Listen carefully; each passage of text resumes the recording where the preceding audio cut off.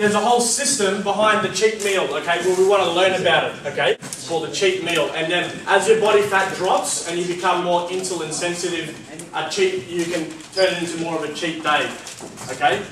So let's get started, okay? So we all deserve a cheat meal, okay? So don't think of fat loss and nutrition as a Nazi-style boot camp where we can't eat treats and we can't, have a cheat meal every now and again, okay? Because there's some food out there that are sweet, that taste really, really good, that are sweet, taste like sugar, it tastes like you're having chocolate, this and that, and have nutritional benefits, and I'm going to reveal them to you. Okay, but we are not diet Nazis. Going cold turkey, what I've seen in my experience and what I've known, equals long-term failure, okay? So people who decide to go, you know what, I'm not going to eat carbs ever again. I'm not going to eat carbs ever again. And you see him 2 months later at McDonald's with 3 Big Macs, and, so long-term failure, so don't mentally, wound up in your head that you've got to go cold turkey. We all deserve a cheat meal, but it's the system how to run it, okay? The cheat meal, hormonally, will increase, if it's done properly, will increase your IGF-1, which we spoke about before. It's your insulin growth factor 1. So IGF-1 is your natural occurring growth hormone, okay? It repairs muscle tissue, helps burn body fat, regulates repair, okay? Regulates your metabolism and function. Metabolism function. What the hell am I saying? Okay? Rules of engaging in a cheat meal. Okay? Play by the rules like that picture says. If you play by the rules, everyone, it will work out. Okay? And you'll still have a flat stomach and you'll still have your abs and all that kind of stuff. Okay? Now these are the rules and there's some recommendations in there. Eat your protein first. So, Sunday is my cheat meal and I'm going to eat 20 Oreo cookies. I'm going to eat a cake. This is massive, but we're getting it. So this is an example. I'm going to eat 20 Oreo cookies, a cake, and chocolate-coated almonds. Beauty. So, or Krispy Kreme donuts, or yeah. So you design your cheat meal in your head, okay? So you plan it for Sunday night. Your PT says, okay, you can have a cheat meal on Sunday night, okay? Protein first. So before you eat the cheat meal, you guys have to eat your animal protein first. Okay? Because what does your animal protein do? Not only does it deliver amino acids and nutrients, so you're actually getting some nutrients first before you ingest all the crap food, okay?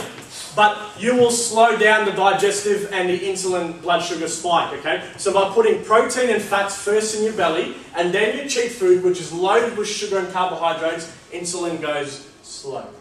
So we don't get that fat storing response in the body. Okay? Very important. Okay? It's a meal, not a day. That's the second one. Okay? So you guys have to eat the meal. Okay? Not a whole freaking day where you're eating just crap all day. Omega-3 oils. So back onto the omega-3s. Like I said, omega-3s increases your cell flexibility, increases your insulin sensitivity response, and it makes your cells more flexible. So if you induce a good, 3 grams of omega-3 oils with your cheat meal, okay, you will increase your insulin sensitivity and you will absorb those sugars and carbs better. Okay?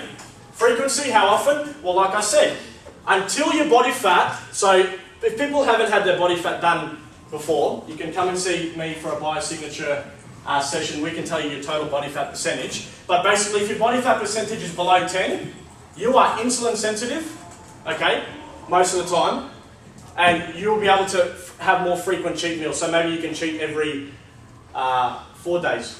So I should have covered this, but basically, when you're starting out with the cheat meal, so let's say let's say you want to lose weight, you're on a fat loss protocol, okay? You want to lose weight, you want to drop your body fat. Before you can actually engage in a cheat meal, there should always be an initiation period, okay? And my clients have done it. It's called the boot camp approach. Okay, Luke's done it, Ian's done it, a lot of my clients have done it. So if you decide, okay, before summer, I want to lose so much weight and I've got to get my nutrition right and all that stuff, okay, you set goals, okay? You should go in an initiation period where 14 days, all you get your carbs from is vegetables. Now, by the way, I still get people tripping out over this. Vegetables are carbohydrates, okay? They're in the carbohydrate class. Okay, so by eating vegetables are carbs, okay, but they're your good carbs and they're not your fat storing carbs like sugar and bread and rice and all that kind of stuff, okay? So, after the 14 days, you allow a cheat meal in, okay? The cheat meal should be once on the weekend.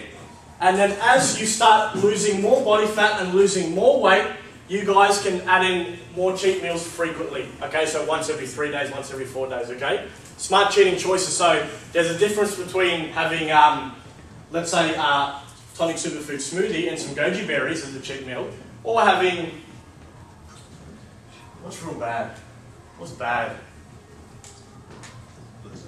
Was KFC and Oreos and dumplings and you guys said it, all that kind of stuff, okay? There's a difference between having the two, okay? So there's smart cheating choices.